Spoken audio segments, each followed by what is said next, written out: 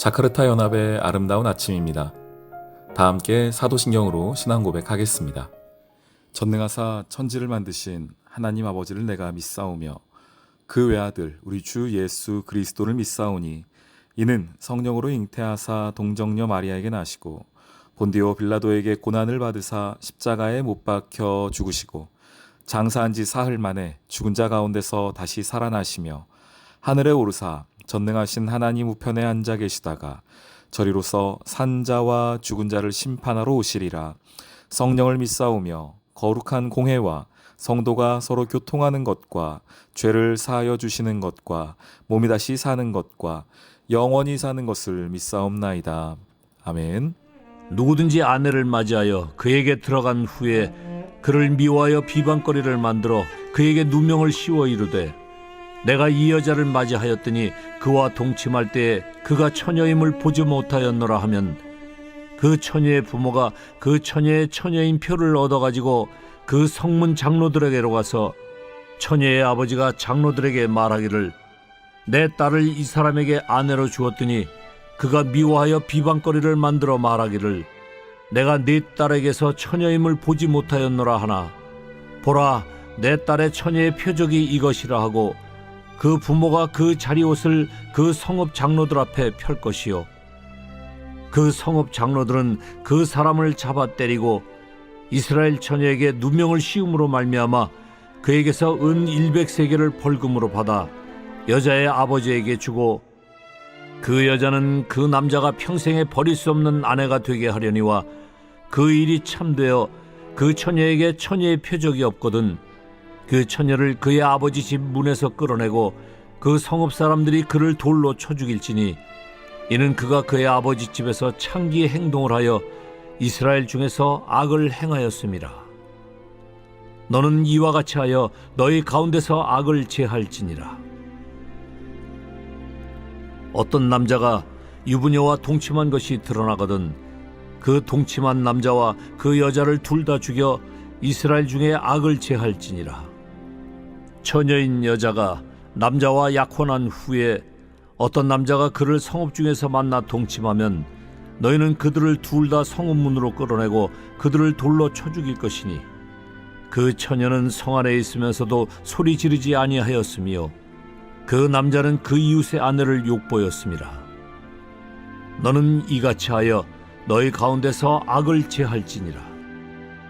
만일 남자가 어떤 약혼한 처녀를 들에서 만나서 강간하였으면 그 강간한 남자만 죽일 것이요 처녀에게는 아무것도 행하지 말 것은 처녀에게는 죽일 죄가 없습니다. 이 일은 사람이 일어나 그 이웃을 쳐 죽인 것과 같은 것이라. 남자가 처녀를 들에서 만난 까닭에 그 약혼한 처녀가 소리질러도 구원할 자가 없었음이니라. 만일 남자가 약혼하지 아니한 처녀를 만나 그를 붙들고 동침하는 중에 그 두 사람이 발견되면 그 동침한 남자는 그 처녀의 아버지에게 은 50세겔을 주고 그 처녀를 아내로 삼을 것이라. 그가 그 처녀를 욕보였은즉 평생에 그를 버리지 못하리라. 사람이 그의 아버지의 아내를 취하여 아버지의 하체를 드러내지 말지니라. 샬롬. 자카르타 연합의 아름다운 아침입니다. 오늘은 신명기 22장 13절 이하 말씀을 함께 보도록 하겠습니다. 오늘 말씀 속에서는 이 결혼의 관계를 이야기하고 또 혹시 결혼 중에 어려움을 당하는 관계를 좀 우리에게 보여주고 있습니다. 그래서 어떤 분들은 이 말씀을 오해하게 되면은 강조된 단어들이 처녀 이런 얘기들이 강조되잖아요. 그 사람의 집에 잠자리에 관한 이야기들 이런 이야기들이 나오다 보니까 이 말씀을 우리가 어떻게 보고 받아야 하는가를 우리가 생각을 해볼 필요가 있습니다. 왜 이 말씀이 있을까요? 먼저는 하나님께서 그 가정을 세워가시는 원리를 말씀해 주신 거예요. 13절 누구든지 아내를 맞이하여 결혼하여서 그에게 들어간 후에는 그를 미워하지 말아라는 겁니다. 그래서 먼저 이 말씀의 전제가 되는 것은 네가 아름다운 가정을 이루었다면 남편과 아내의 관계를 너희가 함께 맺어가길 원한다면은, 그래서 함께 한 몸이 되었다고 한다면은 그를 미워하지 말아라. 그리고 미워한다고 하여서 그를 비방거리 만들지 말아라 라고 이야기해요. 특별히 당시의 이 시대상을 반영해 본다면 이 여인에게는 이 결혼에 대한 결정권이 없을 때이지요. 그 결정권을 아버지가 가지고 있을 때였습니다. 그래서 딸의 결혼은 아버지가 주관하는 거였습니다. 그러니까 남성 상위 시대였기 때문에, 남성이 그 모든 것들을 결정하는 시대였기 때문에 그렇습니다. 그런데 그렇다고 해도, 그런 결혼을 했다고 해도 남자에게 이야기하는 거잖아요. 네가 아내 맞이했으면 그 여인 미워하지 말아라, 비방하지 말아라. 특별히 비방의 내용이 뭐겠습니까? 결혼 생활을 가장 자기 남편 유리한 대로, 남자 유리한 대로 끝낼 수 있는 방법이 뭐겠습니까? 아, 저 여인이 순결하지 않습니다. 이런 거죠. 저 여인이 아내로서 또한 신부로서 마땅히 갖추어야 할 정결함이 없습니다. 라는 것이 비방거리였을 겁니다. 그것을 사람들이 자주 이용한 것으로 보여져요. 그러니 이런 얘기가 있는 거 아니겠습니까? 그를 미워하여 비방거리로 만들었다라는 이야기. 14절, 17절 모두 그렇게 나오지요. 비방거리를 만들었다, 비방거리를 만들었다. 누구를? 자기가 사랑해서 결혼했던 자기 아내를 그렇게 했다는 거예요. 왜요? 자기의 욕심 때문이죠. 자기의 변해버린 감정 때문입니다. 그래서 먼저 이 말씀은 너희가 너희 가정을 어떻게 이루어 가야 하느냐에 대한 말씀이기도 합니다. 하나님께서 만들어주신 귀한 가정을 내 감정 따라서 혹은 상황에 따라서 어떤 것이 바뀌었다고 함부로 그것을 우리가 깰 수가 없는 것이 먼저 하나님의 원칙입니다. 하나님께서 말씀하시는 가정은 그러합니다. 그리고 그렇게 한다고 하더라도, 그가 밉다고 하더라도 그 사람을, 내 상대방을 동네방네 비방거리 만드는 건 더더욱 하지 말아야 될 일이라는 거예요. 근데 그렇게 하고 싶은 이유가 뭐죠? 그 사람을 깎아내림으로써 내가 올라가니까요. 그 사람의 치부가 드러나고 그 사람의 약점이 드러나면 들어갈수록 내가 더 유리하니까 그렇게 하는 것 아니겠어요? 그러니 먼저 이 말씀 속에서는 우리가 다른 것들을 뭐 하나하나 세부적으로 보진 않고 이것만 딱 보셔도 괜찮아요. 누구든지 아내를 맞이하여, 반대로 해도 괜찮습니다. 누구든지 남편을 맞이하여 그에게 들어갔다면, 함께 생활을 한다면 그를 미워하게 되더라도 비방거리를 만들지 말아라는 것이 하나님의 말씀이십니다. 우리가 감정으로만 우리가 하나님의 가정 생활을 이루어가지 않습니다. 이 감정이라는 것은 물론 처음에는 우리가 사랑할 때는 그 사랑이라는 감정이 매우 뜨겁게 차오르죠. 그래서 우리가 함께 결혼을 하는 것입니다. 그렇지만 그 감정만 가지고 하나님이 이 결혼 생활을 유지하라고 말씀하시지 않아요. 인간이 그 감정만 가지고 있지 않습니다. 우리가 한 가정, 아름다운 모습의 하나님의 한 가정을, 남편과 아내로서의 가정을 이루어간다는 것은 그 안에는 사랑 더하여서 신뢰, 믿음이 있습니다. 어떤 믿음입니까? 이 남편과 이 아내를 통하여서 하나님께서 주신 이 가정에 하나님의 뜻과 계획이 있다는 믿음이고요. 또한 이 사람이 나의 영원한, 나의 한평생을 함께할 하나님의 배우자라는 것에 대한 믿음이며, 이 사람은 나의 힘이 되어줄 사람이고 나는 이 사람의 위로가 되어줄 사람이라는 것에 서로에 대한 신뢰입니다. 그런데 그 신뢰는 어떻게 생기는 줄 아세요? 아, 내가 이 아내 믿어야지, 이 남편 믿어야지 라고 하여서 생기지 않습니다. 그 가운데 분명한 우리의 중간 다리가 필요합니다. 하나님이 필요해요. 예수님이 필요합니다.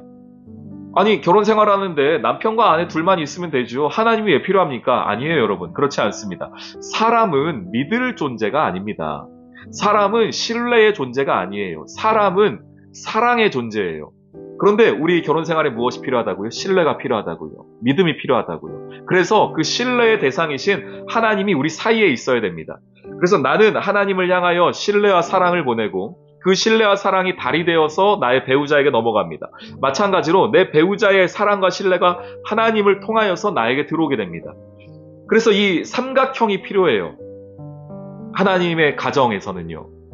그저 나 혼자 열심히, 우리 아내하고 나하고 둘이서 열심히 하면 되겠지. 여러분, 그렇지 않아요. 하나님이 만들어주신 가정의 독특함과 특별함은 여기에 있습니다. 하나님의 가정이 이 세상의 가정과 다른 점은 바로 여기에 있어요. 그저 아내와 남편 둘이서 우리 남편으로서 아내로서 열심히 합시다, 이게 아니고요. 그 가운데 하나님을 초청하여서 내 사랑과 신뢰를 하나님께 보내고 하나님을 통로 삼아, 다리 삼아 그 사랑과 신뢰가 우리 아내에게, 우리 배우자에게 흘러가는 거예요. 나의 배우자의 사랑과 신뢰가 하나님을 통하여서 나에게 흘러오게 하는 겁니다. 이것이 하나님의 가정이 살아가고 만들어져가는 과정이에요. 에베소서 5장에 보면 교회에 대한 이야기를 하십니다. 그런데 그 교회를 무엇으로 표현한 줄 아세요? 교회를 신랑과 신부로 표현하십니다. 하나님과 교회의 관계, 그리스도와 교회의 관계가 신랑과 신부의 관계라는 거예요. 에베소서 5장 24절 말씀. 그러므로 교회가 그리스도에게 하듯 아내들도 범사에 자기 남편에게 복종해라. 교회는 그리스도를 머리로 삼는 것이죠. 교회의 머리는 그리스도예요. 그리스도가 교회를 이끌어갑니다. 리더십이 그리스도 머리에 있습니다. 교회가 어떻게 하라고요? 그리스도에게 하듯 순종해라, 복종해라. 누가 누구에게요? 아내가 남편에게. 우리 남편들 아멘 한번 할까요? 네. 우리 아내들 교회가 그리스도에게 하듯 복종하십시오. 아멘이 안 나오죠. 근데 주님 이렇게만 말씀하신 게 아니라 그 다음 절도 중요해요. 25절 에베소서입니다. 에베소서 5장 25절 남편들아 아내 사랑하기를 그리스도께서 교회를 사랑하신 것 같이 해라. 그러니까 너희가 머리가 되어가지고 내가 이 가정의 머리다. 다 날 따라라. 복종해라. 순종해라. 예, 그렇게 하시라고요. 그런데 또 이렇게도 하랍니다. 너희가 머리니 그리스도께서 교회를 위해 희생하셨던 것처럼 사랑하셨던 것처럼 너희도 그렇게 하라는 겁니다. 근데 그 사랑의 정도가 어느 정도인지 아십니까? 너희가 교회를 사랑하시고 그 교회를 위하여 자신을 주심같이 예수님께서 교회를 위해서 무엇을 주셨습니까? 돈 얼마, 생활비 얼마 주셨습니까? 십자가에서 자기 목숨을 주셨습니다. 우리 아내들 아멘 한번 할까요? 아멘. 남편들도 아멘이 나오시나요? 다시 정리하면 교회와 그리스도, 교회는 신부고 그리스도는 남편이죠. 신부는 남편에게, 아내는 남편에게 복종하고 순종하고, 그리고 남편은 아내에게 사랑과 마음을 주는데 어떻게 하라고요? 헌신을 주는데 목숨을 내줄 정도로 사랑하라고요. 이것이 아름다운 관계이죠. 그리스도와 연합하는 가정의 모습입니다. 우리 사랑하는 귀한 성도님들, 저는 꿈꿔요. 소망해요. 무엇을 소망하냐면 우리 연합교회 안에 아름다운 가정이 더 굳건히 세워지기를 소망하고 기도합니다. 우리 사랑하는 귀한 남편들이, 우리 사랑하는 귀한 아내들이 남편은 남편으로서, 아내는 아내로서 역할을 힘있게 감당하기를 소망합니다. 특별히 이제 돌아오는 주일, 우리가 남자 성도들을 위한 주일인데요. 우리 남편들, 우리 아버지들을 위한 날입니다. 우리 가정을 위하여서 그리스도께서 목숨을 주셨던 것처럼 사랑할 수 있는 믿음과 그 마음 가운데 사랑 달라고 우리가 함께하는 예배 자리가 될 것입니다. 우리 많은 우리 남자 성도님들, 우리 남편들, 아버지들 함께 오셔서 이번 주에 함께 예배 드렸으면 좋겠습니다. 우리 아내분들, 우리 사랑하는 자녀분들, 우리 아버지 초청하십시오. 남편 초청하십시오. 돌아오는 주일이에요. 함께 우리가 그 예배 자리에서 아름다운 남편, 아름다운 아내로서의 건강한 가정을 만들어가는 또 하나의 말씀을 나누는 우리 귀한 연합교회 모든 가정 되시길 주님의 이름으로 축원합니다. 아멘. 오늘의 기도. 주님, 저희를 그리스도의 신부로 불러주심을 감사합니다. 음란함과 패역함이 가득한 이 시대를 쫓지 않고 거룩을 따라 살아가는 은혜가 있게 해주세요. 나의 신랑이신 주님 앞에 서는 그날을 소망합니다. 예수님의 이름으로 기도합니다. 아멘.